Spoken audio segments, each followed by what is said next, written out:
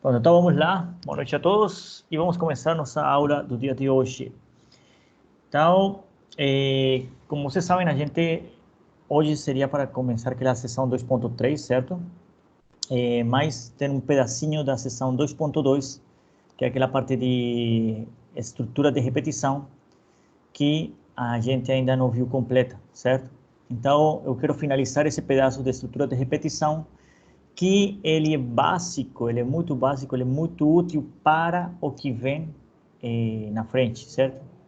Então, vamos lá para explicar essa parte de estrutura de repetição.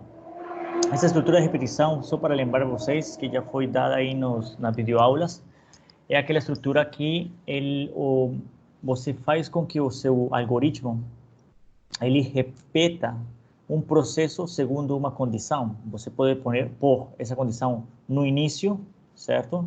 Então você diz, enquanto essa condição seja verdadeira, ele vai repetir um certo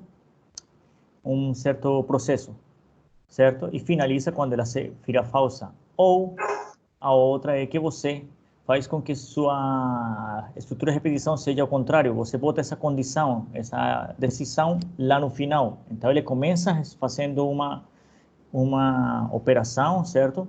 E ele depois pergunta o que acontece. Além disso, existe outro tipo de estrutura de repetição, que é essa aqui. Vou mostrar para vocês. Então, vamos lá compartilhar. E essa aqui. Bom, aí todo mundo consegue, só um segundo aqui, enxergar? Sim. Sim? Positivo. Ok, pronto. Tá normal. E na tela, vou botar aqui o laser. Pronto. Então, vamos lá. Essa estrutura de repetição é uma estrutura que ela é chamada estrutura de repetição com variável de controle, ok? Essa estrutura tem uma variável de controle que você sabe essa variável de onde até onde ela pode ir. Ou seja, você sabe ela onde começa e ela onde que finaliza, certo? Então, por isso eu falo aqui, essa é a terceira estrutura de repetição, que é com variável de controle, ou ainda um laço, certo? É muito utilizado pelos programadores usar a palavra looping, porque ele é uma repetição, ele é um looping, certo? Um laço que vai se repetindo, com variável de controle. Essa estrutura deve ser utilizada sempre que se conhece o início e o final das repetições, certo? Então, você já sabe quantas vezes o bloco de instruções ou o bloco de comando vai se repetir. Então, para fazer isso, o primeiro que você tem que fazer é o seguinte: escolher uma variável para controlar as repetições. Você tem que saber qual variável vai escolher para que controle a quantidade de repetições. Você tem que ter um valor para marcar como início da contagem, outro valor para marcar como sendo o final da contagem dessas repetições, e além disso, aqui é interessante que você pode simplesmente fazer o seguinte, que é, você pode controlar o passo, ou seja, você pode dizer, olha, eu quero que essa repetição seja feita a cada passo, ou seja, de um em um, ou a cada 2 passos, de 2 em 2, ou a cada 3 passos. Professor, sim. Desculpa interromper o senhor. Tranquilo. A minha tela aqui está no primeiro slide ainda. Ah, é? Eita. A minha tá também. travada. Eita, então tá bom. Então vamos esperar, porque eu tô aqui já no segundo. Eu percebi. Tá certo. Espera aí, vou aqui tirar e voltar a ativar, como a gente prefere. Vamos lá, tira, volta aqui, ativa. Pronto, vamos lá. Me falem aí se agora sim. Agora. Agora? Pronto. Agora. Ok. Então, bom, aqui está, simplesmente nesse slide estão essas definições que eu falei, né? Que é uma estrutura com variável de controle. É aquela que se utiliza sempre que você conhece o início e o final das repetições.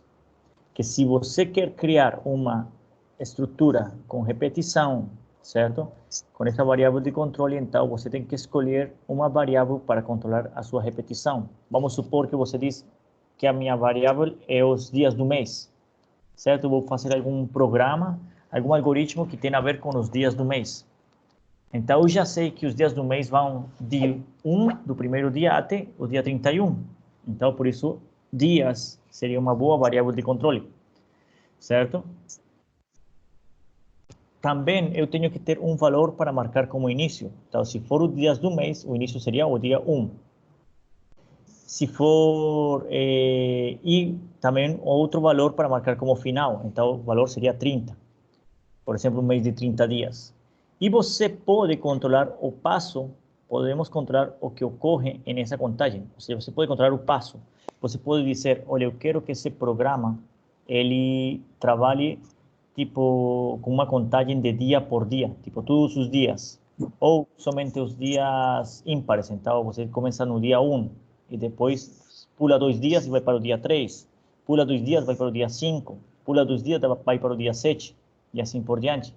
Ou se você quiser 3 em 3 dias, você que escolhe, ok? Então, nessa variável, quando você escreve ela, os valores da variável de controle, o início, o fim e o passo, ele fica na mesma linha, escrito na mesma linha de programação, tá certo? Então, vamos lá para o segundo slide, vamos lá, terceiro slide desse.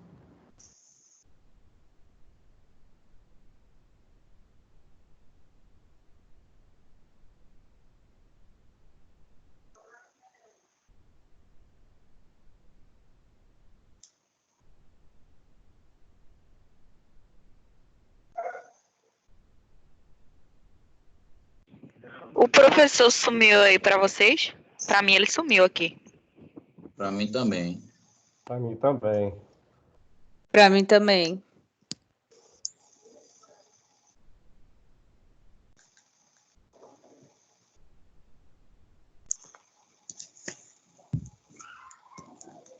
Uai, cadê ele, gente?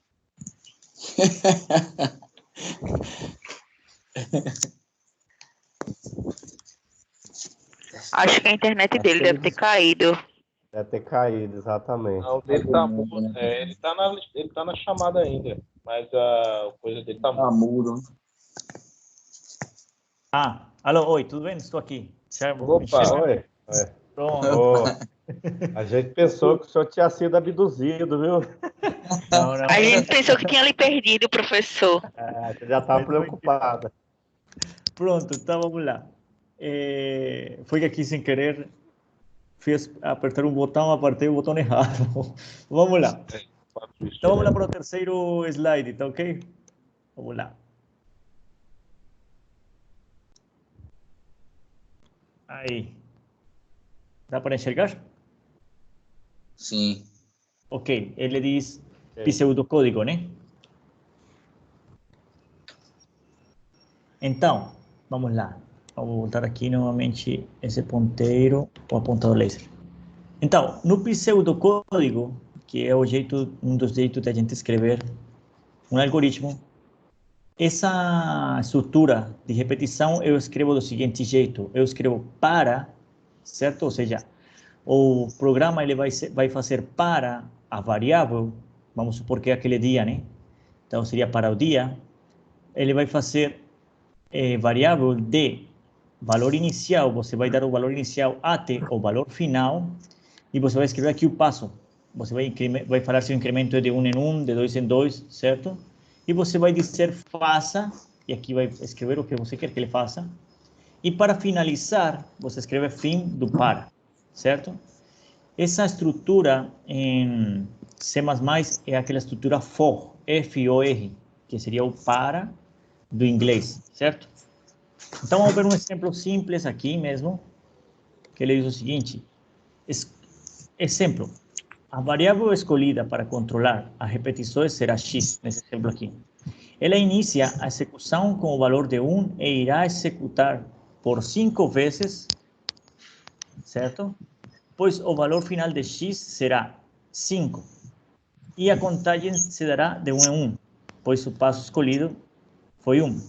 O resultado desse algoritmo tem que ser a impressão na tela da sequência 1, 2, 3, 4, 5. Ok? Então, para isso, o que eu faço simplesmente é escrever no meu pseudocódigo que para x, certo? Que é a variável escolhida, de 1 até 5, no passo de 1 em 1, faça o quê? escreva a variável x e fim do para. Então, ele que vai fazer? Quando x vale 1, ele vai vir e escrever 1. Quando x vale 2, ele vai vir e escrever 2. Quando x vale 3, vai vir e escrever 3. Quando x vale 4, ele vai vir e escrever 4. E quando x vale 5, ele vem e escreve 5. Quando x vale 6, ele para. Quando x vale 6, ele já não entra aqui nessa estrutura. Quando x vale 6, ele já sai e pronto. Ok? Eu também poderia dizer aqui, eu quero escrever somente, por exemplo, os números pares. Então, eu poderia aqui escrever que o passo seja 2 e comece desde 1, certo? E seria 1, 3 e 5. Eu posso dizer que sejam os números, no caso aqui seriam números ímpares, desculpa, sendo 1, 3, 5. Se eu quero os números pares, incluindo 0, fácil. Eu falo que para x desde 0, escrevo aqui 0, e falo que o passo seja 2. Então, eu poderia escrever 0, 2, 4 e acabou. Certo? Somente escreveria os números pares. Até aí tudo ok? Sim. Pronto, vamos lá no seguinte slide então. Nesse slide diz fluxograma. Tá todo mundo enxergando? Ficou parado? Não. Tá bom, só um segundo, então vou mostrar aqui. Tem que mexer um pouco. Ok, agora saiu, né? Fluxograma. Sim. Agora tá mostrando. Pronto. No fluxograma, se eu quero escrever esse tipo de estrutura, ela... Pronto, olha só, a partir de agora, tipo, a gente vai usar fluxograma só até essa parte aqui. Porque a partir de agora, os fluxogramas ficam um pouco, vamos supor, chatos e muito complexos, às vezes, até de entender. Então, é mais fácil a gente usar o pseudocódigo. Então, no restante do capítulo, a gente vai usar mais pseudocódigo. Mas, mesmo assim, vou escrever para vocês como ficaria no fluxograma. Então, no fluxograma, essa estrutura, ela ficaria do seguinte jeito. Bem aqui nossos dados, certo? Vamos inicializar a variável, certo? Então, você diz, por exemplo, aqui a variável começa em aquela, por exemplo, do x igual a 1, certo? Ele vem e faz um teste. Esse teste qual seria? Então, poderia ser para x menor ou igual que 5. Isso repetindo aquele exemplo da anterior. Então, ele vai verificar se x menor ou igual que 5, ele é verdadeiro, ele vai escrever o valor de x, vai ativar os comandos. Aqui eu vou escrever, vai incrementar a variável, ou seja, eu vou ter que escrever x igual a x mais 1. Ou seja, se aqui valia 1, agora aqui vai valer 2. E vai voltar aqui no loop, certo? A fazer o teste. Quando vale 2, ele vai dizer 2 é menor ou igual que 5, é menor ou igual. Então, verdadeiro e continua, certo? E ele vai fazer essa verificação até que esse x seja 6, porque 6 já não é maior igual que, já não é menor ou igual que 5, desculpa. 6 é menor ou igual que 5. 6 seria maior, então ele é falso, então sai, né? Sai e temos aqui nossa resposta e saindo da estrutura de repetição, certo? Mas se vocês notam aqui, fica um pouco mais complexo, é mais fácil usar o pseudocódigo, por isso a gente vai continuar mais com o pseudocódigo. Ok, agora vou falar para vocês o seguinte exemplo. Que diz, criar um algoritmo que imprima na tela os números 0, 2, 4, 6 e 8. Eu quero fazer isso. Então, se eu quero criar um algoritmo que faça isso, a gente pode usar essa estrutura de repetição para, certo? E como a gente vai fazer? Assim. Se eu quero, bom, aqui vou escrever ela com esse fluxograma. Então, eu inicializo minha variável x com x igual a 0, certo? Essa seta, lembrem que é assignando o valor. Então, estou assignando o valor à variável x de 0, certo? Depois, eu vou vir aqui e o que eu vou fazer é simplesmente o seguinte. Eu vou verificar se esse valor de x é menor que 10, tá? menor que 10. Por que menor que 10 e não menor igual? Porque se eu botasse menor igual, então quando x fosse 10, ele diria que a decisão aqui, a pergunta é verdadeira, e ele vai escrever aqui no final 8 e 10. Mas eu não quero para 10, eu quero que, por isso fica x menor que 10, tá certo? Aí ele vai dizer a resposta, por exemplo, no caso de 0, é verdadeira, escreva 0, então ele vai escrever esse 0 aqui, certo? E depois ele vai incrementar a variável, então ele vai assignar ao x um novo valor, que vai ser x, que era 0 mais 2, e 0 mais 2 dá 2. Ele volta aqui no loop e verifica, 2 é menor que 10, é menor. Então volta aqui, escreve 2 e escreve aqui o valor de 2, incrementa novamente nossa variável, então x fica 2 mais 2, que dá 4. Volta a verificar e ele continua fazendo o mesmo loop até ele chegar ao valor de 10. Porque quando 10 menor que 10, isso é falso. Então, ele sai. E ele vai escrever para nós os resultados 0, 2, 4, 6 e 8 na tela. Tá certo? Professor, Sim? tem como a gente guardar esses dados em uma lista, né? Tem, sim. Tem como a gente guardar No esses dados caso- numa lista. No caso, esse exemplo do senhor, ele só vai escrever na tela. Isso, exatamente. No caso, o que até agora a gente está vendo é simplesmente um tipo de programação e um tipo de algoritmo no qual você tem uma variável só, certo? Então, eu tenho, por exemplo, a variável valor 0, 2, e o que você disse, ele escreve só na tela e pronto. Ele não vai salvar esses dados. Se eu quisesse salvar esses dados, pelo que a gente estudou até agora, eu teria que criar uma variável para cada um desses. Então, por exemplo, eu teria que dizer x1 deu o primeiro valor, x2 o terceiro, e assim por diante, tá? Mas a gente vai estudar hoje um tipo de estrutura que ajuda a guardar esses dados de uma forma ótima, certo? Ok. Ótimo. Vamos lá para o seguinte slide. Vou tocar aqui, um segundo. Ok. Vamos supor o seguinte. Vamos supor um exemplo um pouco mais aplicado. Então, escrever um algoritmo para o funcionário da Crow Engenharias escolher o intervalo de dias que ele deseja saber suas horas trabalhadas, certo? Então, por exemplo, esse aqui vem desse exemplo que a gente trabalhou, que era para um cara dizer quantas horas ele trabalhou durante o dia, certo? Então, o que a gente vai dizer aqui simplesmente é o seguinte: olha, meu caro, você antigamente só escrevia os dias, as horas, desculpa, que você trabalhou, certo? Mas agora vamos supor que o cara quer saber, por exemplo, nos primeiros 15 dias ou em uma semana, ele quantas horas trabalhou, tá ok? Então, para isso, eu vou escrever código, um pseudocódigo usando essa estrutura para. Por que a estrutura para?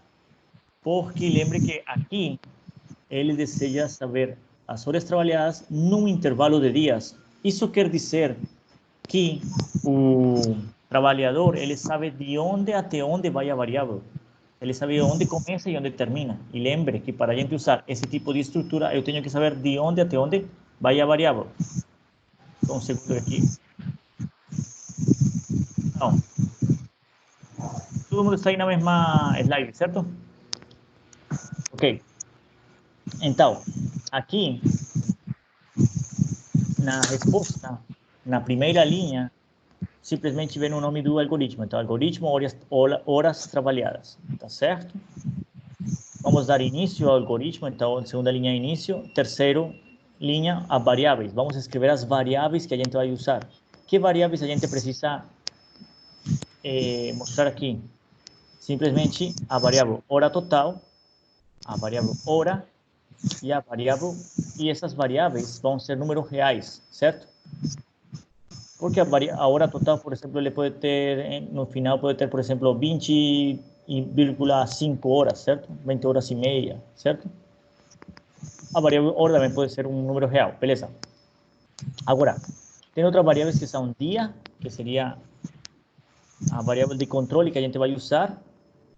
Temos também dia inicial, certo? Que é o dia onde inicia a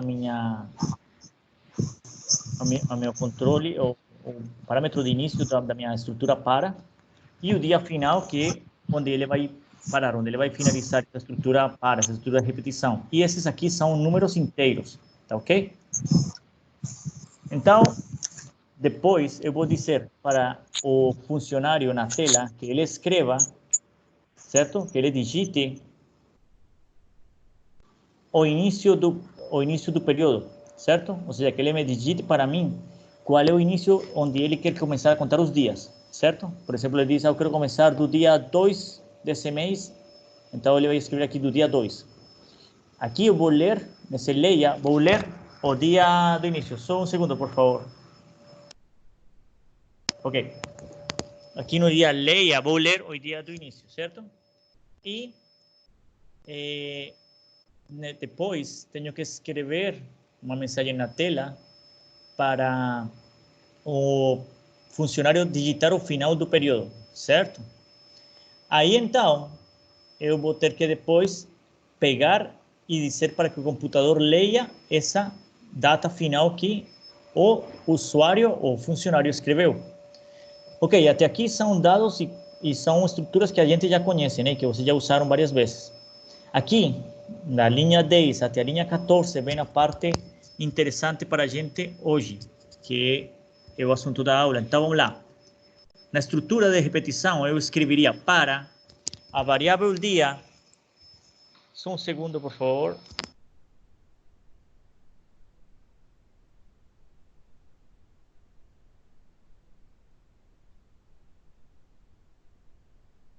Tá dando microfonia aí.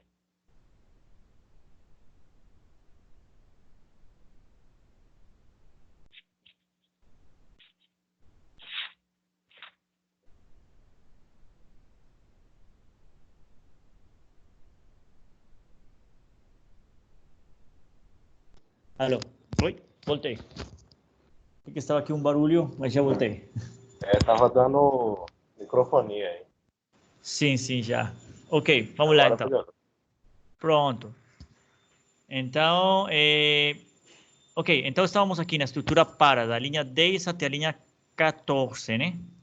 Então, aqui eu vou escrever para dia, lembre que dia é a minha variável de controle, de o dia inicial, porque é o dia que o funcionário escreveu como dia inicial, até dia final, certo? Então, vamos supor que ele escreveu que o dia inicial seja dia 2 e vai até o dia 15, certo? Então, de dia inicial até dia final, certo?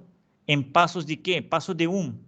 Então, eu tenho que botar passo de 1 para que o programa ele conte cada dia. Porque se eu boto, por exemplo, passo de 2, ele vai contar a cada 2 dias. Aí vai dar errado, certo? Então, você escrevendo isso aqui direitinho, agora vamos escrever as instruções. Faça, escreva, aí você vai pedir para o funcionário escrever, digite a quantidade de horas do dia, certo? Então, ele vai escrever, por exemplo, depois, vamos com calma, ele vai escrever, digite a quantidade de horas do dia e o funcionário vai escrever, leia a hora, certo? E depois vou chamar essa variável hora total e vou assignar o valor hora total mais hora, certo? Que é o que ele vai fazer? Vamos supor que eu estou no primeiro dia. Vamos supor que o funcionário escreveu do dia 1 até o dia 10, beleza? Então, ele vem no primeiro dia 1, certo? Então, ele diz dia de 1 até 10, passo 1. Então, ele diz dia 1. E vai sair na tela para ele, escreva, vai sair na tela uma mensagem dizendo, digite a quantidade de horas do dia 1. Vamos supor que ele trabalhou 8 horas. Então, 8. O computador vai guardar esse 8, certo? E vai escrever agora, hora total vai ser igual a quanto? Hora total, que antigamente tinha o valor de 0, certo? Não tinha valor nenhum. Então, vai ser 0 mais 8, por enquanto, certo? Ele vai continuar aqui, dia 2, certo? Então, dia 2, ele vai escrever novamente, digite quantidade de horas do dia 2. Vamos supor que ele trabalhou 6. Então, 6 horas. Leia a hora, ele vai armazenar esses 6. Agora ele vai escrever aqui, hora total igual a hora total mais hora. Então, 8 mais 6 daria 14, certo? E ele vai continuar assim até o dia número 16, no caso. Já no dia 16, ele não conta, ele sai direto e vem direto para o fim do para, tá certo? Porque eu disse que era do dia 1 até o dia 15. E ele vai escrever no final, escreva a quantidade de horas trabalhadas, certo? Hora total. Esse escreva a quantidade de horas trabalhadas aqui do lado de fora da estrutura para é importante porque ele vai sair só uma vez. Porque se você, por exemplo, bota essa escreva, quantidade de horas trabalhadas dentro do para, certo? Antes desse fim para, o que vai fazer com que ele, cada vez que ele é executado, ele vai escrever uma mensagem. Mas eu quero que ele escreva só uma mensagem, tá ok? Então é bom vocês ver isso, de escrever essa mensagem aqui fora da estrutura, certo? E aqui finaliza meu programa, tá ok? Até aí tudo tranquilo? Pronto. Então vamos lá. Vamos lá para o seguinte slide. No seguinte slide, eu tenho o seguinte, só um segundo aqui, vou ajeitar. No seguinte slide, eu tenho o seguinte, só um segundo, vamos aqui ajeitar a...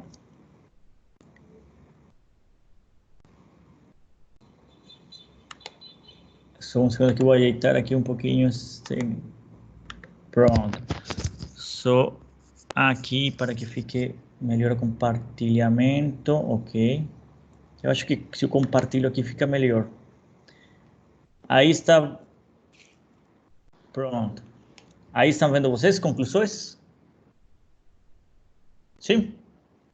Sim. Ok. Então, como conclusões, a gente pode pensar nessa parte de estrutura de repetição. Temos o seguinte, que é simples controlar o início e o final da repetição, certo? Além disso, conhece-se de antemão quantas vezes a repetição acontecerá.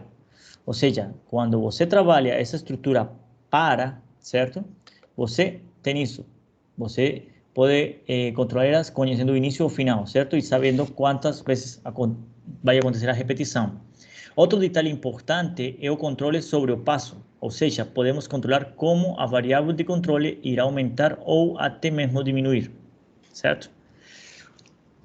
Os laços de repetição acontecem no início, aqueles que estão lá no vídeo aula, ou no início ou no fim, ou seja, aquele enquanto faça ou faça enquanto, devem ser utilizados quando não se conhece de antemão o número de vezes que determinado bloco de comandos deve ser executado.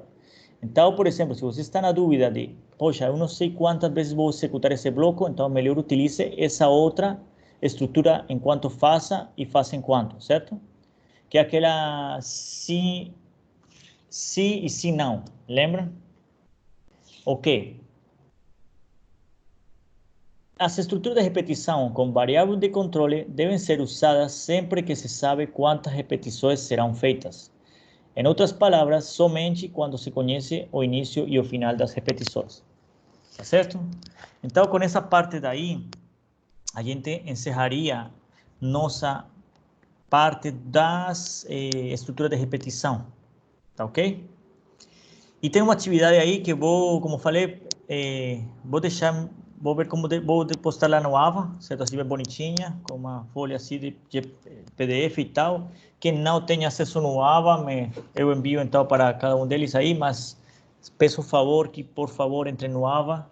Como estava falando para vocês, olha, é um jeito de a faculdade saber que a gente está aí, presente, e que vocês também estão aí presentes. Então, por favor, mesmo entre naquele Ava. E também lembre que tem pontinhos para quem está entrando no Ava, né? Que o professor Felipe falou. Ok. Vamos lá, então, para o outro assunto que eu queria tratar o dia de hoje, que é o seguinte. Vamos lá. Esse aqui não. Esse aqui. Pronto. E vocês estão conseguindo enxergar essa nova slide? Sim? Ótimo. Sim, professor. Por que a câmera de Alessandro está em frente ao algoritmo? O slide, a câmera É dele porque eu tá... estou compartilhando aqui tudo. porque estava vendo esse aqui, mas já vou minimizar, ponto. Agora sim. É porque eu sou mais bonito. Ainda bem que ele tirou, né? Pra gente não ficar Graças olhando a para um Deus, ponto meu Deus fixo. do céu. Pronto, então vamos lá. Temos isso aqui, algoritmo de programação. Vamos trocar aqui o ponteiro e vamos lá. Agora aqui vamos trabalhar o que é estrutura de dados. É justamente a pergunta que o Alessandro fez, já falando nele. O que acontece? Para guardar os valores de entradas, ou seja, a gente até agora sempre usou muitas variáveis, certo? A gente sempre tem que definir uma variável para poder guardar uma informação ou para poder ter um acesso à memória do computador para que ele guarde essa informação. Então, será que existe uma maneira de otimizar o armazenamento e atualização de tais variáveis? Então, pensando nisso, justamente os caras pensaram nisso e então aqui vamos pensar no seguinte: se vocês lembram um pouquinho lá de álgebras e talvez um pouco de geometria, um pouco de física, tem umas estruturas que se chamam vetores, certo? E se vocês lembram dos vetores, um vetor em cada, vamos supor, eu vou escrever aqui para vocês.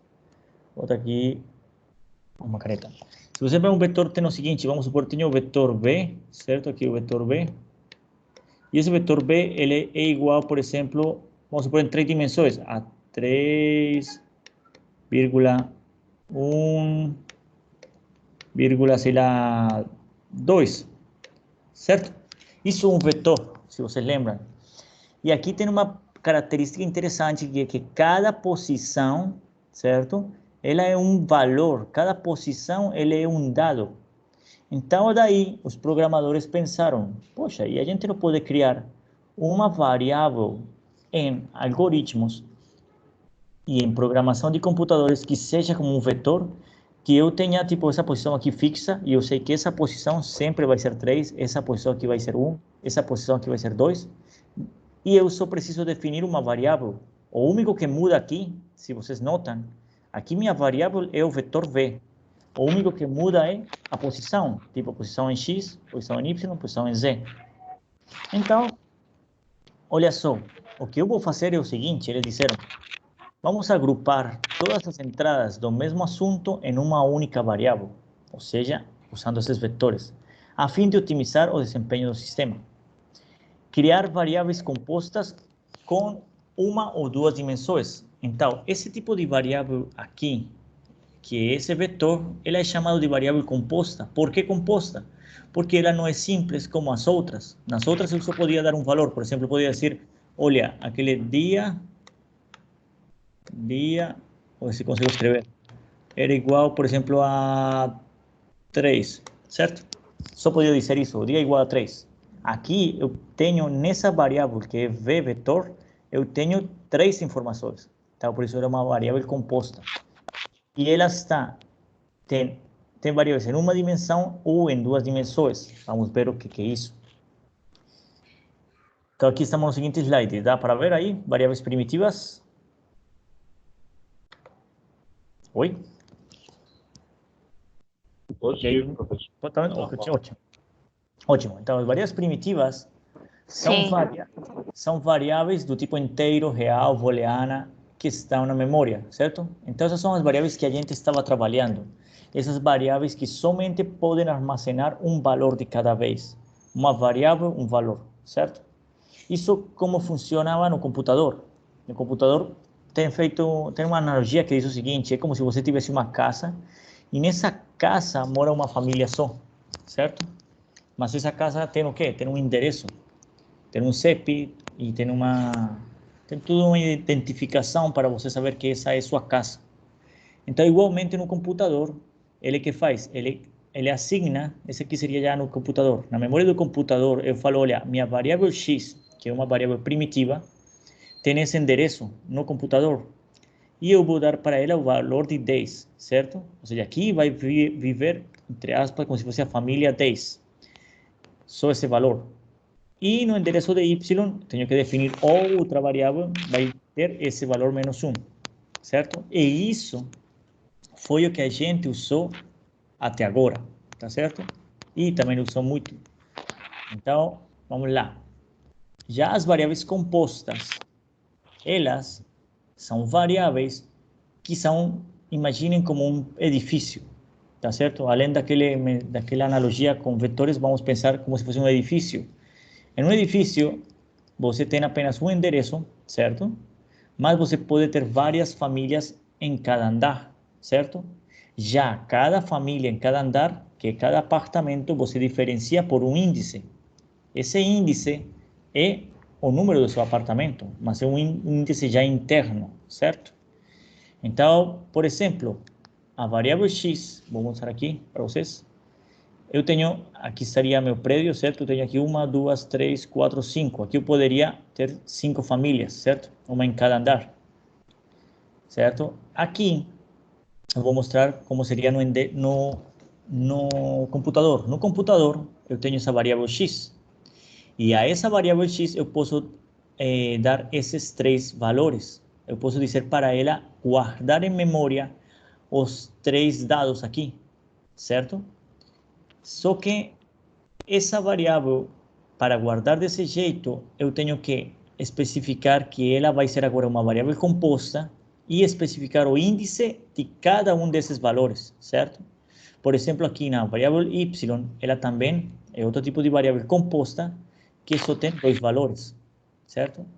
Então, por exemplo, aqui está o endereço de x na memória, é esse aqui, certo? De x completo. E o valor que está dentro do x depende do índice que eu vou mostrar daqui a pouco a vocês como é que a gente define esse índice. Igualmente para os y, tá ok? Então, se vocês também querem pensar, pensem naquela história de vetor.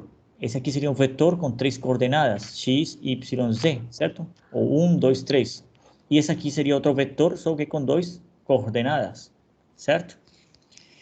Então, as variáveis compostas, isso aqui já é um pouco mais de teoria. Nessa declaração de variáveis, você tem que adicionar o elemento que vai informar quantos espaços ele tem. Ou seja, se você vai dizer, olha, minha variável é uma variável composta, você tem que dizer quantos espaços você vai ter dentro dessa variável.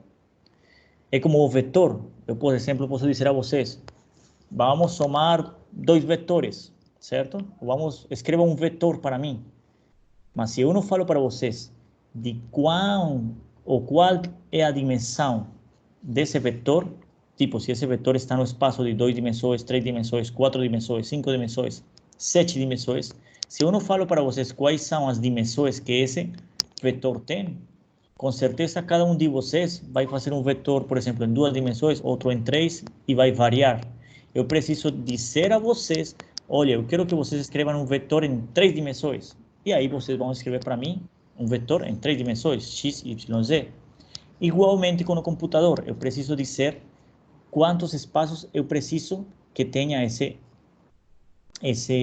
variável, certo? Então, bom, aqui tem uma teoria pronta. As variáveis compostas vão possuir índices que diferenciam. Desculpa, eu não estou dando atenção lá aqui. Vem aqui. Pronto, esses índices que eu estava falando para você é como se fosse aquele número do apartamento, né? Esses índices vão diferenciar cada subespaço, certo? Ou seja, para cada subespaço eu tenho um índice. Ok?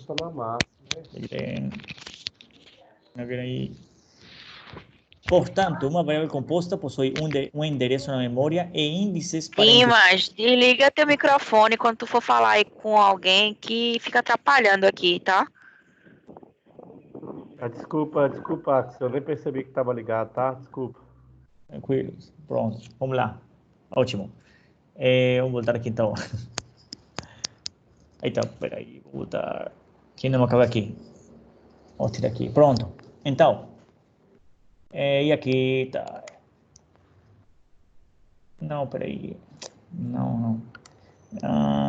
Aqui, ponteiro. Então, olha só, essas variáveis, também em alguns livros, o pessoal chama de variável indexada.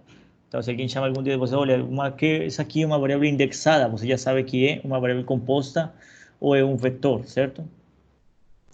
Então, aqui resumindo, a variável composta é uma das maneiras de se organizar diversos dados em uma única estrutura na memória. É por isso que aqui isso se chama de estrutura de dados. Ou seja, você vai pegar seus dados e vai botar eles dentro de uma estrutura. A estrutura pode ser esse vetor ou a estrutura de 2 dimensões ou mais, que é que eu vou falar para vocês daqui a pouco. Por isso, também é chamada de estrutura de dados. Embora existam outras estruturas de dados, a variável composta é a mais rápida que existe em um sistema computacional, pois cada dado é alocado sequencialmente na memória, tornando seu acesso extremamente rápido. Isso aqui é muito importante, o acesso aos dados, que o acesso aos dados seja rápido. Vocês muito bem sabem o chato que é você pegar um computador ou um celular que ele seja lento pra caramba ou muito devagar. Então, na computação, você precisa que seus programas sejam otimizados e que sejam rápidos, certo? Por isso, esse tipo de estrutura de dados, ela é ótima. Então, vamos lá. Então, variável composta unidimensional, também chamada de vetor, certo? Então, eu posso ter como se fosse uma tabela de uma linha. Então, imagine uma linha com N colunas, certo? Simplesmente isso aí. Então, na hora de você criar um vetor, aqui é importante o seguinte: como é que a gente vai escrever esse vetor? Como é que a gente vai dizer para o índice? Então, o que a gente vai fazer é o seguinte: no pseudocódigo, a gente vai escrever assim: a variável, e você vai botar entre chaves esse número aqui, N, onde esse é um número inteiro. Lembrem que esse aqui é um número inteiro porque esse é o número de colunas que vai ter o seu vetor, certo? Então, você pode dizer, por exemplo, x3, quer dizer que seu vetor vai ter 3 espaços em memória, certo? Ou 3 dimensões. x10, quer dizer que seu vetor vai ter 10 espaços na memória, tá ok? E aqui você bota 2 pontos o tipo. Esse tipo é para dizer que tipo de dado você vai armazenar dentro do vetor, certo? Por exemplo, se o dado for um número real, então você bota aqui aquele int lá do C++. Se o valor for um número real, desculpa, se for um número inteiro, você bota aquele int, né? Se for 1, 2, 3, 4, 5. Se for um número real, por exemplo, se você sabe que são números decimais que vão aí, então você pode botar aquele float. Então você botaria aqui 2 pontos, float. Se for um número real, mas muito grande, então você bota aquele double, certo? E assim por diante. Se for, na verdade, letras que você vai armazenar aqui, então você bota char. E bom, e por aí vai. Mas o importante é que esse valor aqui sempre seja um número real, um número inteiro, desculpa, um número inteiro, porque aqui é um número, é a quantidade de colunas ou linhas que vai ter seu vetor, ok? Vamos ver então um exemplo simples de como é que eu criaria, escrevendo no pseudocódigo, um vetor, por exemplo, que armazene 3 valores. Então, eu desejo criar um vetor do tipo inteiro com espaço para armazenar 3 valores, simplesmente. Então, o que eu vou fazer é simplesmente isso aí. Vou escrever x, que vai ser minha variável, entre colchetes, o valor 3, que significa que vai ter 3 valores. E como o vetor é do tipo inteiro, certo? Então, vai ser números inteiros que vão aqui dentro. Então, eu escrevo inteiro. Ok? Esse seria o pseudocódigo, simples assim.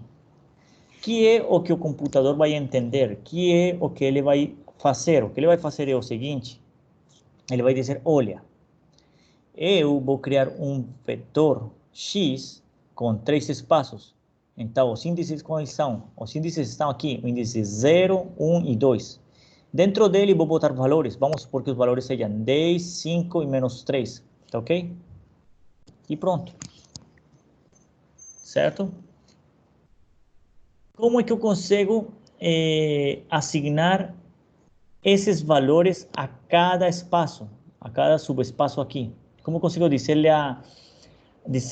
que esse valor aqui, essa primeira casa seja o valor de 10, essa segunda casa seja o valor de 5, essa terceira casa seja o valor de menos 3? Fácil. O que eu faço é o seguinte: o valor de x, assignar asignado depende do índice. Então, vou escrever assim, x, certo?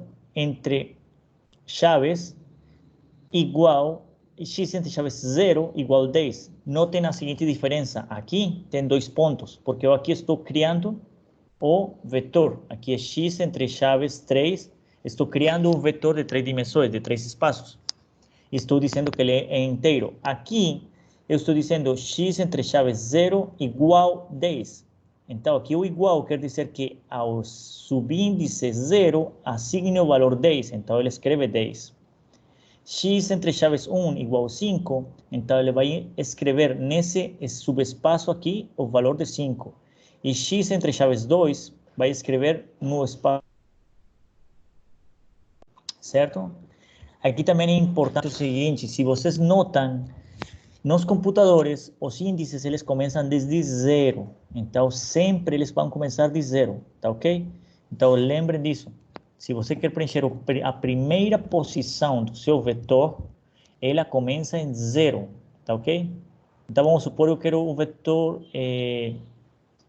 que ele vai da posição 1 até a posição 3. Da posição 1 até a posição 3, eu tenho que escrever 0, 1 e 2, certo? Porque ele começa sempre em 0, tá ok? E assim eu consigo preencher 3 posições. Além disso, podemos aqui como concluir que o vetor do exemplo é do tipo inteiro, e isso significa que só poderão ser inseridos valores desse tipo, ou seja, só vou poder botar valores inteiros, certo? Essa restrição caracteriza a variável composta como sendo homogênea, certo? Ou seja, devido a que aqui todos os valores que estão dentro desse vetor são um mesmo tipo de valores, no caso inteiro, então dizemos que essa variável é homogênea, certo? Então, é bem fácil saber se o vetor só tem um tipo de variáveis que são inteiras, então ele é homogêneo. Ou se fosse, por exemplo, só float, ele é então homogêneo. Se fosse todas double, seria homogênea também. Já existe outro tipo que são heterogêneas, mas isso aí a gente vai conversar na próxima aula com calma. Pronto. Vamos aí para o seguinte slide. Todo mundo me segue? Sim, Tá ok? professor. Pronto. Como adicionar valores dentro de uma variável composta unidimensional? Então, só aqui para resumir, informando a variável e qual índice desejamos preencher, assim, justamente como eu falei assim. Então, já escrito no pseudocódigo, como que eu consigo escrever, certo? Aliás, aqui atrás, ele estava mais ou menos desse jeito que está aqui. X entre chaves 0 igual 10, x entre chaves 1 igual 5, x entre chaves 2 igual menos 3. É o jeito que você escreve lá no C++, tá? Bom, aqui só faltaria o ponto e vírgula, né? Mas é o mesmo jeito.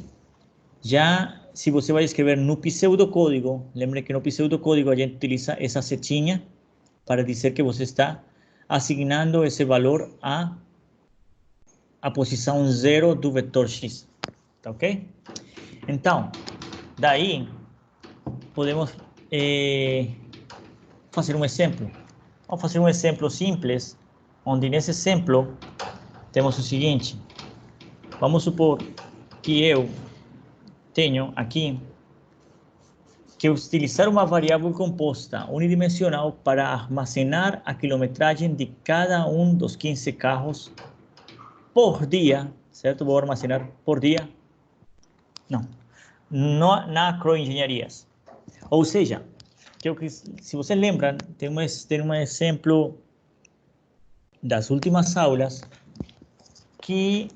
um exemplo que até falei para que fosse para aquela atividade, que é que a agroengenharias é uma empresa que ela controla o uso dos seus carros, fazendo com que a cada dia o pessoal chegue e escreva o número de quilômetros que ele usou o carro durante o dia. Então, o que eu quero agora é fazer, e se vocês lembram naquele programinha que a gente fazia, o cara simplesmente escrevia cada dia quantos quilômetros ele fazia e depois dá um relatório final de quanto foram usados todos os carros. mas ele não podia armazenar a quilometragem de cada carro. Então, agora o que eu quero é armazenar esses valores. Justamente, como falou seu colega, que seria legal a gente armazenar cada valor. Então, daí, vamos ter o seguinte. Então, como resposta, vamos ter o seguinte, como se chama o seguinte algoritmo. Isso escrito em pseudocódigo, porque vocês já sabem que fluxograma ficaria bem mais complexo. Então, vamos explicar por aqui melhor. Vamos usar daqui na frente, vamos usar pseudocódigo, beleza? Então, primeira linha, algoritmo, controle do carro. Segunda linha, início, certo? Início do nosso programa. Terceira linha, variáveis. Vamos definir variáveis. Quarta linha, então, quando você vai definir as variáveis, vamos falar dessa quarta linha daqui a pouco. Vamos definir primeiro as variáveis normais, que a gente já está acostumado, que seria aquelas variáveis primitivas. Então, uma variável seria a variável total, que seria o total de horas, ou a variável valor, que seria o valor das horas que ele o valor de quilômetros que o usuário escreveu, e essas duas aqui seria um número real, certo? E temos que definir também a variável carro, tipo se é o carro 1, o carro 2, o carro 3, qual carro é, né? Esse seria um valor inteiro, ok? Já a variável distância, olha só que essa variável aqui, ela está escrita em forma de variável composta, daquele vetor.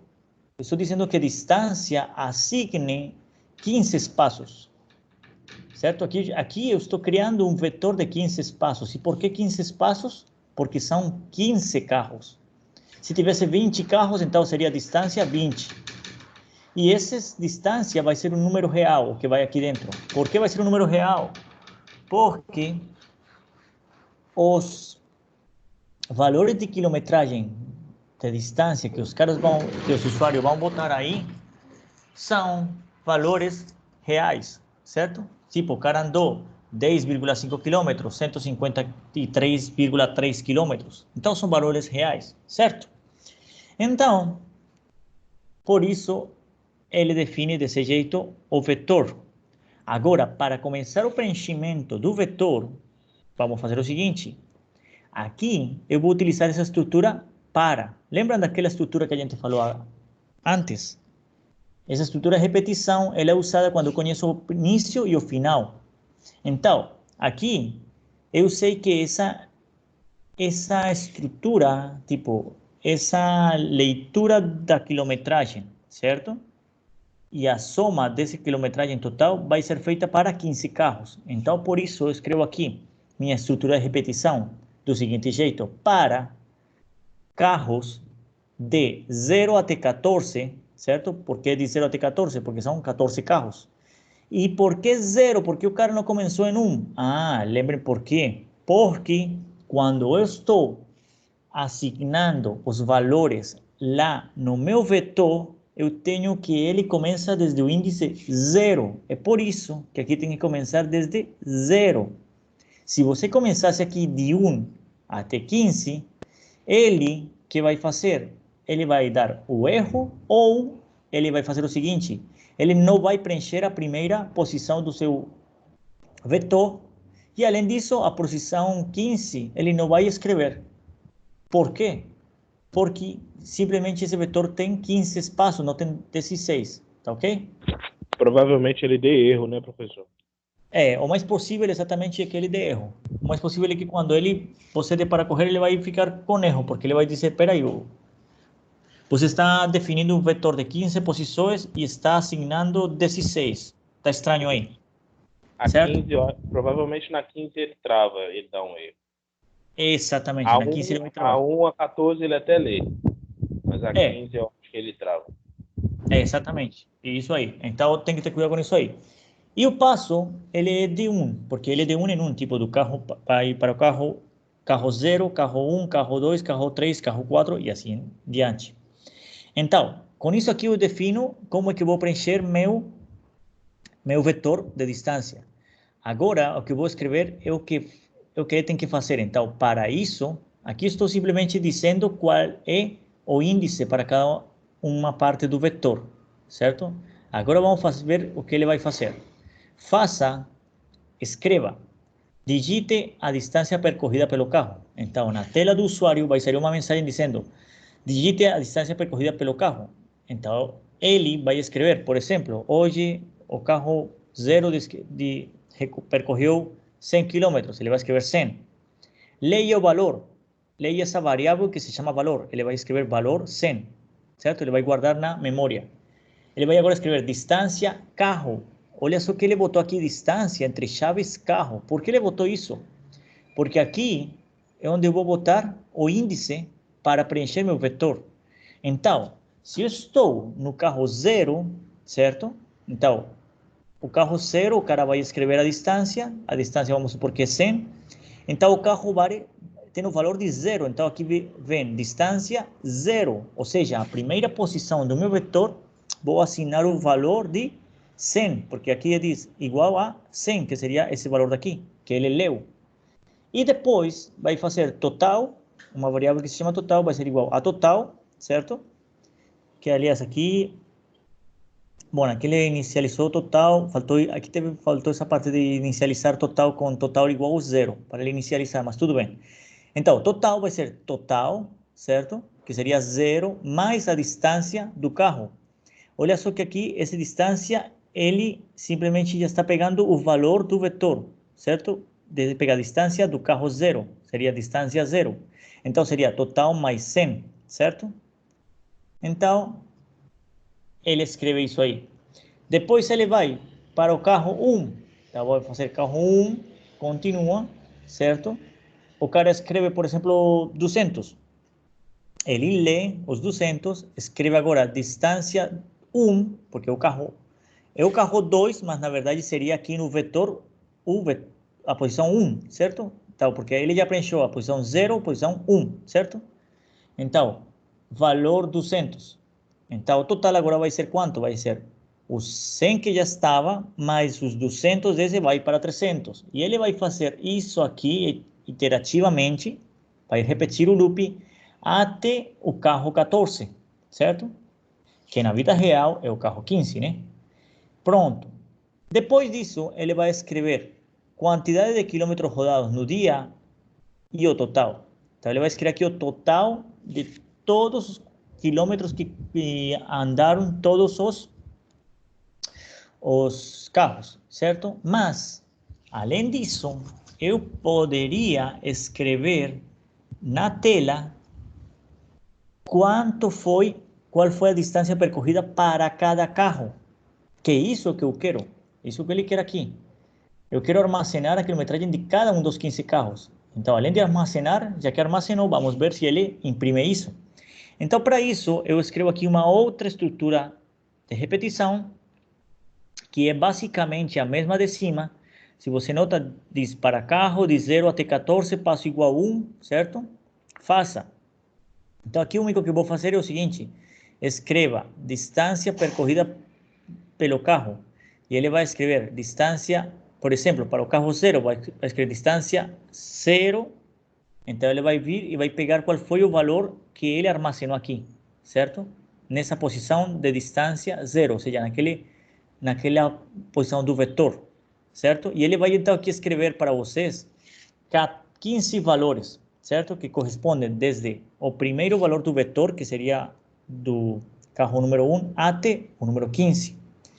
Depois disso, ele para esse loop e acaba nosso programa. Tá certo? Até aí alguma dúvida, alguma pergunta? Tudo tranquilo? Pergunta eu tenho várias, mas Pronto. vou deixar a aula correr para mim. Meu Tá bom. professor, eu também estou na mesma opinião de Alessandro. Pergunta tem 1 milhão. Mas aqui não é o momento de perguntar, não, porque, assim, infelizmente, o tempo não vai ser suficiente para sanar todas as dúvidas que eu tenho. Então, vamos tocar o barco. Depois a gente corre Tá certo, atrás. tranquilo. Eu acho que já foge do tema. Eu acho que já é outras coisas que eu tenho Na cabeça aí. plenamente para fazer, mas eu acho que isso é tema de outras aulas. Ok, Quanto não, isso, tranquilo. eu entendi. Ok, tá bom, tranquilo. Tranquilo, de todo jeito, qualquer pergunta, vocês sabem que me encontram aí pelo Zap, no grupo também podem enviar do Zap ou pelo meu, Ok. ou pelo e-mail, tranquilos, beleza? Então vamos continuar. Variável composta multidimensional ou matriz. Então aqui agora vamos lembrar daquelas matrizes lá de álgebra linear. Imagino que vocês estudaram já matrizes. Então, aqui por que uma matriz? Vou até mostrar para vocês o seguinte, vou trocar aqui. Lembrem que numa matriz, vamos supor, eu tinha a matriz M, vou escrever aqui em cima, M igual, por exemplo, vou trocar aqui de cor. Vou dar uma cor. M seria igual, então você escrevia tipo uma matriz assim, vamos supor uma matriz de 2 por 2, assim uns parênteses ou uns colchetes grandes, e você escrevia, por exemplo, 0, 1, 0, 2. Bom, tá bem feio porque estou escrevendo aqui com o mouse, mas tudo bem. Então, o que acontece aqui? Essas matrizes, se vocês notam, também eu consigo guardar em cada posição da matriz, em cada elemento dela, por exemplo, aqui na posição 1, 1, posição 1, 2, posição 2, 1, posição 2, 2, que aqui é só lembrar lá de álgebra linear, né, que vocês, a gente sempre nomeia primeiro a fila ou linha e depois nomeia a coluna. Lembrem que linha é isso daqui. Vou trocar aqui novamente. Lembrem que linha é isso daqui. Então, essa aqui teria 2 linhas e essa teria 2 colunas, certo? E então, eu nomeio sempre primeiro o número da linha e depois o número da coluna. Então, essa posição é a posição 1, 1, porque linha 1, coluna 1. Essa posição seria a posição 1, 2, porque linha 1, coluna 2, certo? Aqui seria a posição 2, 1, porque linha 2, coluna 1 e assim por diante. Então, aqui eu vou simplesmente ter várias linhas e várias colunas, certo? E eu poderia escrever, para definir esse tipo de variável, no pseudocódigo eu escrevo variável, agora eu vou escrever colchetes M, colchetes N, esses dois têm que ser números inteiros, certo? Positivos, e M vai ser a quantidade de linhas. Então, se eu quero, por exemplo, fazer essa matriz aqui, escrita, então, eu teria que dizer que M vale 2 e N vale 2, para construir uma matriz de 2 por 2. E aqui 2 pontos, vou escrever o tipo, se os valores que estão dentro são reais, double, float, tudo isso aí. Tá ok? Então, vamos lá. Vamos por esse exemplo aqui simples, que é criar uma matriz do tipo inteiro com 3 linhas e 2 colunas, M igual 3 e N igual 2, tá certo?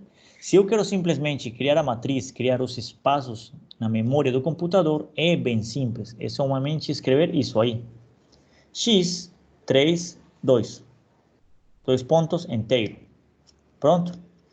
Então, lembre que aqui a questão diz tipo inteiro, com 3 linhas, então 3 linhas aqui, 3 linhas aqui, primeiro se diz as linhas, segundo as colunas. Então aqui é somente lembrar daquela parte de álgebra, de matrizes. Sempre primeiro vocês nomeiam as linhas e segundo as colunas, beleza? O que o computador vai fazer lá dentro dele, esquematizando um pouco, é isso aqui. Ele vai fazer o seguinte, ele vai criar a linha 0, linha 1, linha 2, a coluna 0, coluna 1. Novamente, os índices aqui começam por 0 e aqui também por 0, tá ok? Que se eu quero assignar um valor a cada uma dessas colunas, a cada uma dessas posições, na verdade, como vou escrever isso? Assim. Então aqui eu vou ter que escrever da seguinte forma. Olha, o x00, que seria essa posição aqui, certo? Igual a 10. O x10 igual a menos 3. Então, com isso estou dizendo que, por exemplo, aqui, x20, ou seja, a posição segunda linha, coluna 0, seja igual a 1. Então, segunda linha, coluna 0, igual a 1. Esse aqui, x01, ou seja, na variável x, linha 0, coluna 1, então, linha 0, coluna 1, assigne o valor de 5. Então, vai ficar aqui o valor de 5. E assim por diante, eu vou dar os valores para cada posição, para cada elemento da minha matriz, certo? E eu posso ter aqui matrizes do que você quiser imaginar. Posso ter matrizes de M por N. Qualquer valor, 100%, 50 por 50. Isso é bem grande. Por exemplo, quando vocês olham uma foto, se vocês olham, o pessoal fala dos pixels, que tem, por exemplo, 300, por exemplo, você pega um vídeo de boa qualidade atualmente, ele tem 1080 por 700 e pouco, acho que é. Então, esse 1080 significa que a matriz de dados que está construída aí, para essa foto, são 1080 linhas por, bom, vamos supor que foi 700, por 700 colunas, certo? Então, é por isso que quando vocês, por exemplo, vamos supor, alguém passa para você uma foto dessas aí com 1080, quanto mais megapixels a foto, ela tem um peso maior, tipo, os megabytes dela são maiores, certo? O tamanho dela é maior. Se você lembra, por exemplo, se você tirava uma foto com um celular antigo, no celular antigo você tinha fotos que, por exemplo, aquelas câmeras iniciais, vamos supor, não eram nem de megapixels, vamos supor que era 1 megapixel. O tamanho de uma foto de megapixel é bem inferior ao tamanho, por exemplo, das câmeras agora que tem 13, 15, 20 megapixels, certo? E isso é por causa disso aqui. Ele cria um vetor, que na verdade é uma matriz, onde tem certo número de linhas e certo número de colunas. Então, imaginem aí como é tudo isso de legal e de grande aí para o computador. Então, vamos lá. Também, aqui temos que essa variável é uma variável homogênea, porque todos os valores que estão dentro são inteiros, certo? Inteiros positivos ou negativos, mas são inteiros. Esse menos 3, lembrem que ele pertence aos inteiros negativos, tá ok? Mas, quando eu falo inteiro, estou falando de todos, inteiros positivos, negativos e o zero, tá ok? Então, continuemos lá. Vamos supor outro exemplo. Vamos alterar aquele algoritmo da agroengenharia para que seja armazenada a quilometragem percorrida em cada dia do mês pelos 15 carros. Ou seja, primeiro eu queria armazenar a quilometragem de cada carro. Agora eu quero armazenar a quilometragem de cada carro para cada dia do mês. Certo? Então, estou precisando dessas duas dimensões aí. Então, vamos lá. Agora vou ter que ter dois índices, certo? Um índice de controle é para o dia do mês, certo? E outro índice para o carro. Além disso, usaremos o dia do mês como índice para as linhas, certo? Então, se vou usar o dia do mês para as linhas, então estou falando de 31 linhas, ok? Vamos por um mês de 31 dias. E para os carros, seriam as colunas. E as colunas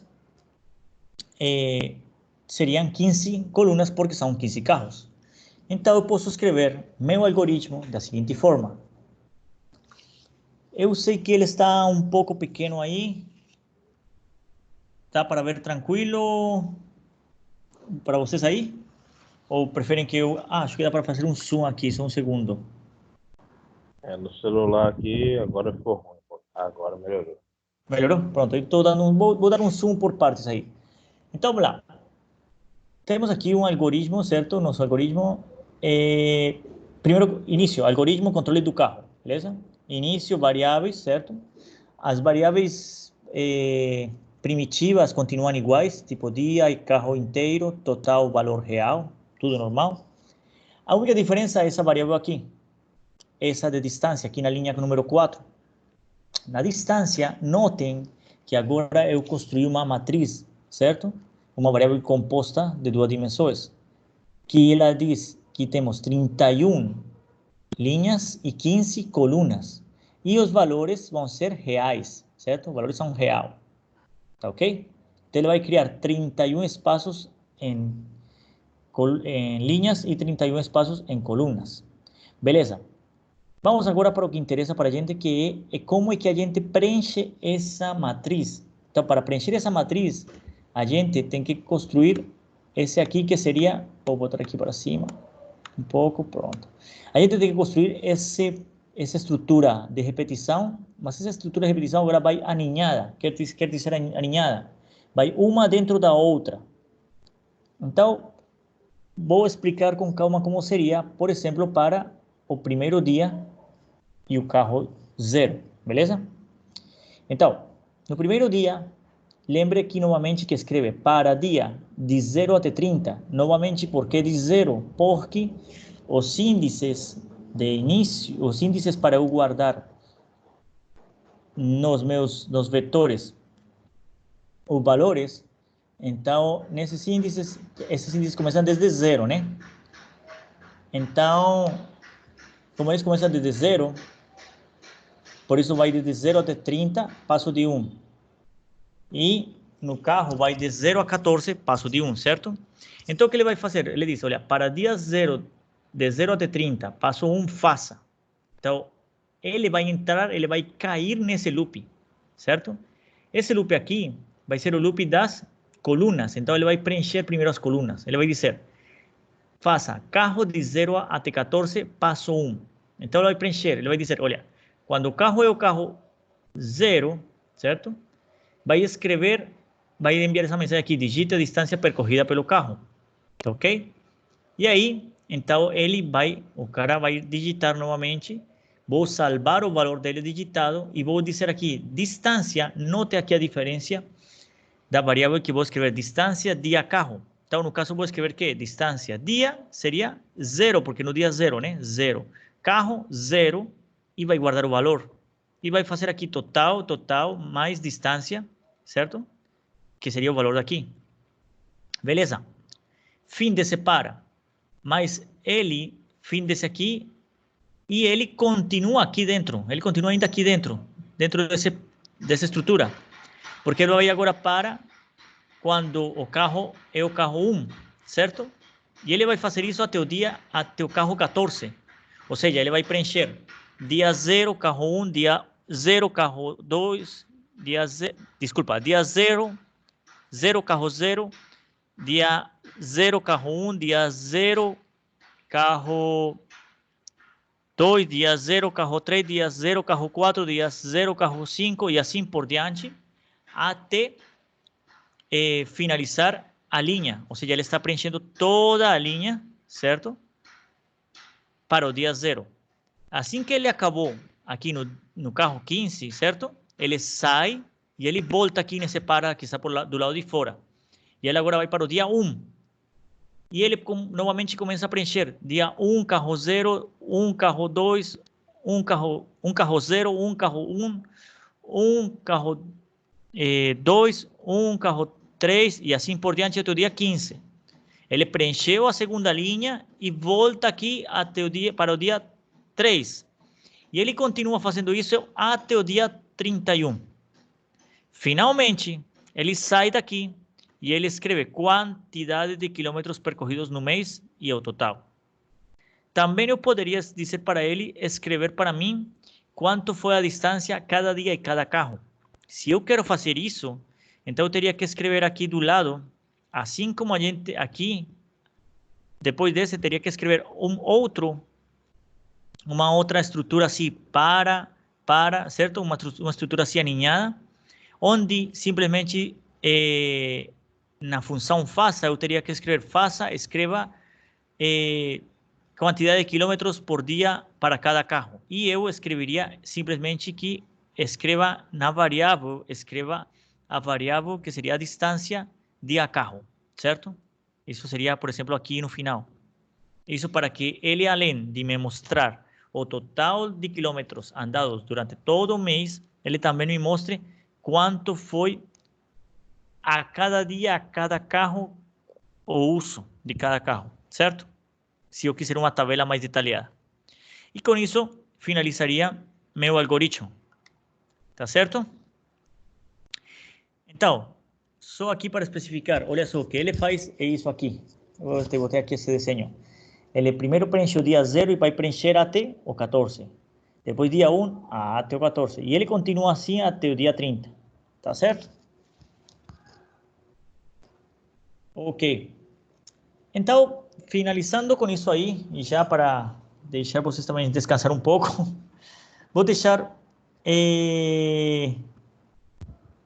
com vocês uma atividade que, se vocês lembram, a gente tem uma atividade para entregar hoje, né? Para você me enviar pelo e-mail até hoje. Mas eu sei que algumas pessoas aí ainda estão complicadas e tal, então eu vou deixar para me entregar até amanhã, por favor, as pessoas que estejam com isso aí, me entregar até amanhã, certo? E, então, além disso, então, eu quero que vocês façam o seguinte, além dessa daí, eu quero que vocês façam o seguinte, que é, essa atividade valia 100 pontos, né?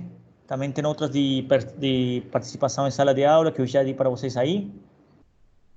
Então, vou enviar para vocês essa atividade aqui, junto com aquela parte do final da estrutura de repetição, que é para você entregar na próxima semana, certo? No dia da aula. Essa aí valendo... Vamos botar para essa aí... Professor, Sim. eu não consegui baixar o programa para fazer essas aulas, porque meu Certo. notebook ele tá com problema, entendeu? Tem outro jeito de a gente agilizar isso?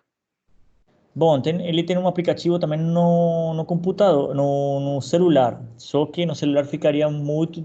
fica chato você escrever com o celular, né? Então depois eu converso com o senhor no privado. A gente vê uma forma para dar andamento nisso. Mas você não tem se você tiver um computador que alguém empreste, você pode baixar e usar tranquilo, que isso não tem vírus, não tem nada. Professor, eu estou usando um online. Ah, também tem, né? É verdade. O problema do online é que ele não exporta nesse formato, né? Que o Dev C++ exporta. Ele não salva esse arquivo. Mas ele roda o programa normal. O que a pessoa precisa saber fazer é, assim que terminar de digitar o código, ela precisa copiar todas as linhas e salvar num arquivo de texto. E aí fica armazenado o código, né? Fica salvo para posteriormente for usar o programa, ela copia o código do texto e cola no programa, entendeu? Eu estou fazendo assim. Certo, entendi. Pronto, então, então a gente pode fazer assim, olha só. Vamos tentar baixar esse DBC++, né?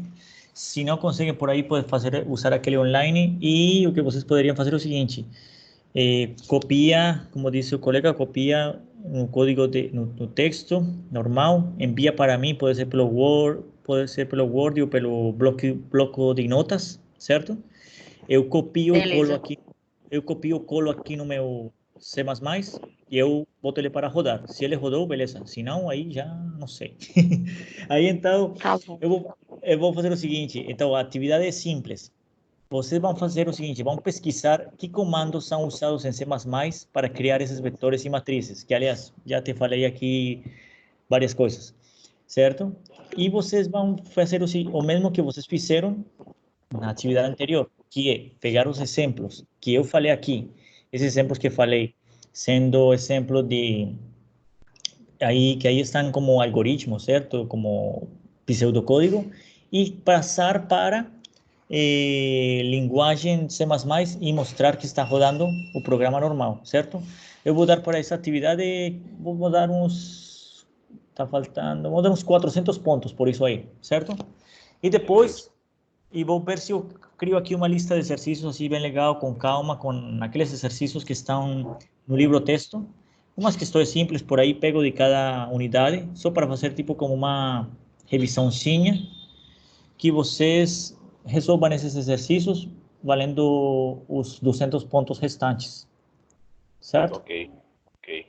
Tá ok, tudo bem? Professor. Tá certo? Então, peraí, então sendo isso até aí, então vai ser nossa aula até hoje por aí. Vamos sair daqui. Vamos ver como saiu agora daqui. Pronto.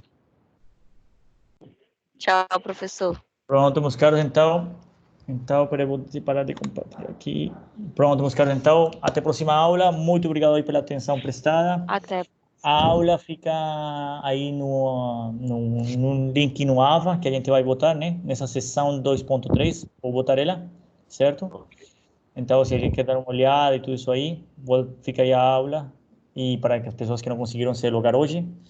E, bom, e com respeito à atividade, fico aí atento, qualquer dúvida, qualquer coisa, somente me escrever, que eu estou aí atento, ok? Tá bom, Ok. professor. Obrigada. Boa noite. Eu quero até mais, tchau, tchau. Boa semana para Valeu, vocês. professor. Tchau, tchau, professor. Tchau, demais. Tchau, tchau a todos aí. Tchau, Axa. Tchau, Alessandro. Tchau, Bianca, Caio, Dimas, Elton, Valeu, Jacqueline. professor. Obrigado, viu? Tchau, obrigado a vocês. Tchau, tchau, até mais. Até a próxima aula. Bom descanso aí, boa quarentena. Se cuida muito, viu? Tchau. Valeu. Valeu, tchau, tchau. Tchau, tchau.